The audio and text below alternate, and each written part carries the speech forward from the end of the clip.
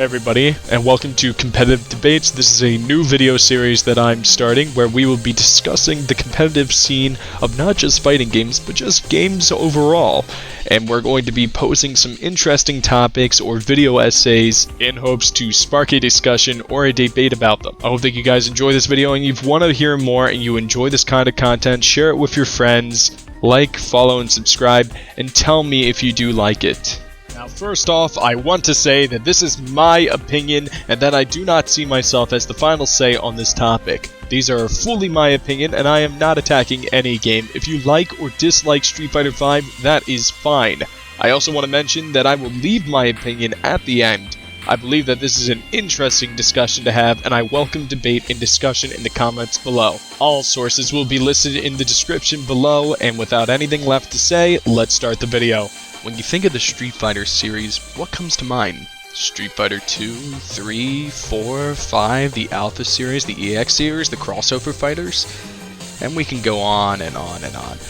But the question that we are asking today is why that the only Street Fighter game that is competitively played on a large scale, always the newest one. Especially with Street Fighter V being, well, let's say, at best, not everyone's favorite. You would think that the community with so many other viable games to play would, like many other communities, be able to tell Capcom, nice game, but I'll keep playing my favorite until the next one. Now, I know what many of you are thinking. Funky, my man, of course people are going to play the newest game. It's the only way to support Capcom, and the only way to show we want more Street Fighters.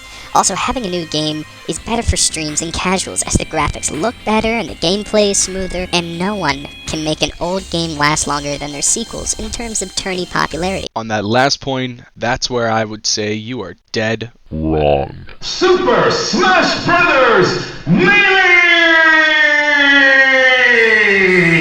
Super Smash Bros. Melee is a prime example of a community that can keep their game alive through the years and multiple sequels in the series. The community is not only alive, but is growing.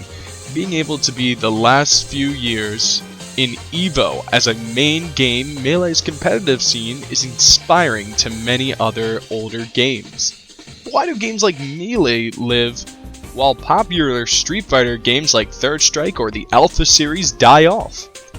3 big problems cause this. And these problems I call the 3 F's are function, fear, and funding. And let's start off talking about function. Something must be said about functions in Capcom. When we are discussing function within this argument, it can be defined as how the game is played out by the player's characters, i.e. when you are playing Ryu, be it Street Fighter 2, 3, 4, or 5, you're going to be throwing fireballs, dragon punches, tasamakis, and on the occasion, a donkey kick. This consistency in Ryu's function can be good for allowing players that maybe only played a random Street Fighter once a long time ago, or maybe just watches, to go into a new game and understand their character immediately, only really needing to learn the game's gimmick, be it a parry, a focus, or a V-ism.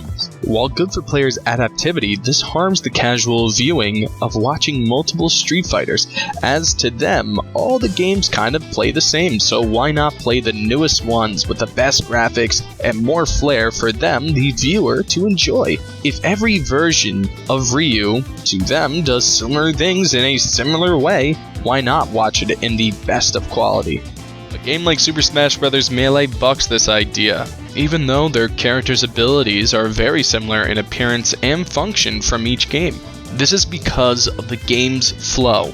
If you're going to put Melee and Brawl high-level play side by side, the casual viewers will see a massive difference in play. But then, let's put a game like Street Fighter 3 next to Street Fighter 4 next to Street Fighter 5. While each game looks visually different, the game flow between the three, to a casual, is minimal. Am I saying that there's no difference in game flow between the Street Fighters? No. For me personally, I like Street Fighter 3 the most because it feels faster and more responsive to me. But to a casual viewer, they don't know how a game feels. so they only know what they see. So let's move on to the next F, fear. Let's go back to the past. Imagine it's 2017. When Street Fighter V launched, not only was it plagued with very negative reviews, it also underperformed sales-wise.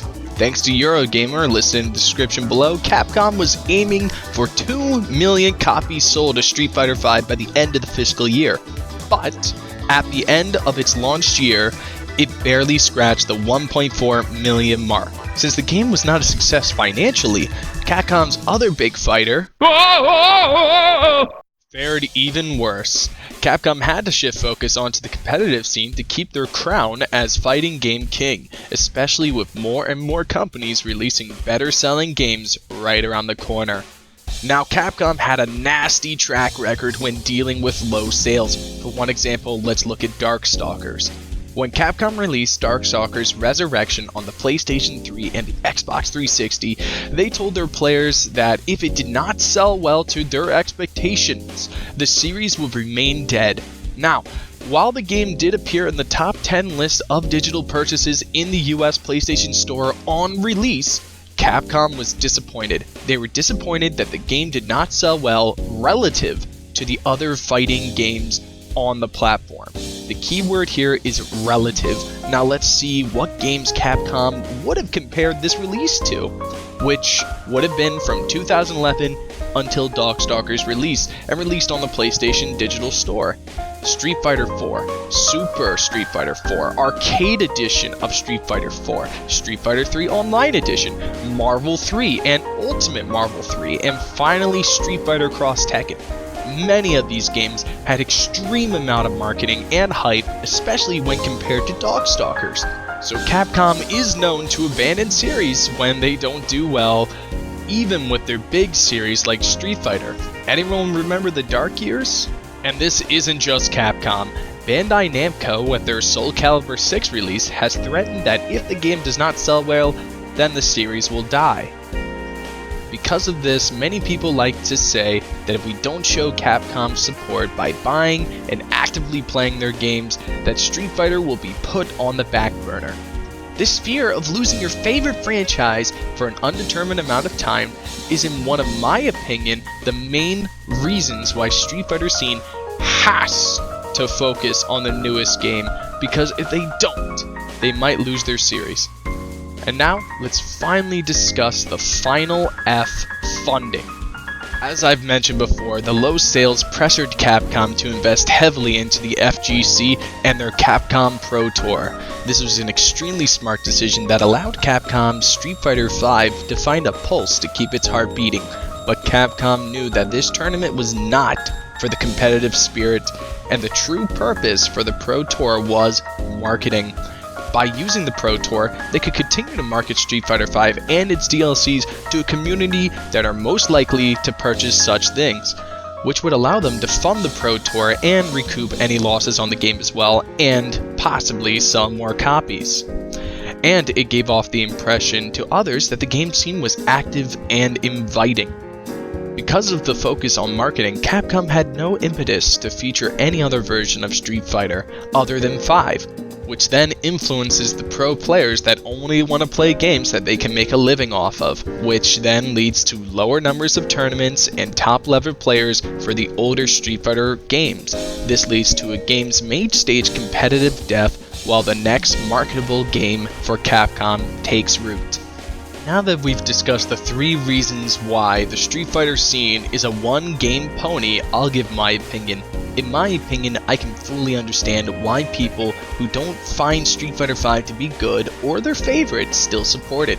It is a scary reality for many that their series can be put on hold because of a bad release or a company's overestimation.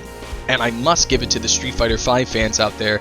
Their passion for the series has completely revived the game back from the dead. And while Street Fighter V is not a game for me, it is inspiring to see what can happen when a people put hard work to save their franchise. Do I wish games like Street Fighter 3 could be on the same stage as 5? Yes. As a player of 3 and 4, I really do think that the games are different enough that they should and could have success on a smaller portion of the main stage at a Capcom Pro Tour event and other big events. Do I think it's going to happen? No. Games like Smash can have too large scenes in their community because, ultimately, they can afford it. Smash games sell very well every time they are released, and Nintendo as a company has a lot less to worry about financially when compared to Capcom. So the Smash competitive community can afford to have players not play the newest release and not promote it, because Nintendo doesn't need them to. Capcom, on the other hand, is not as big as Nintendo, Sony, or Microsoft, and it does live and die off their newest games, so it needs the community to pack them up 120%, especially in the case of Street Fighter V, where their sales are low. Because of this, Street Fighter's community has created a symbiosis with Capcom, and honestly, I can't tell you if that's a good thing or a bad thing. But if you're like me and you like the older games, this doesn't mean that you can't play them, have fun, or run tournaments for them. In fact, being small might even help the community become more tight-knit and better running in the long run. All of this, of course, is my opinion, and I would love to hear yours. Do you agree with my ideas or disagree? And I would like to thank everyone that's watched this video all the way through. And if you like content like this, and if you want to contribute to your ideas, which could be a great competitive debate video, join the stream, tell me in the comments below, or even talk to me on Discord. I'm always open and willing to have a great debate. Thank you for watching.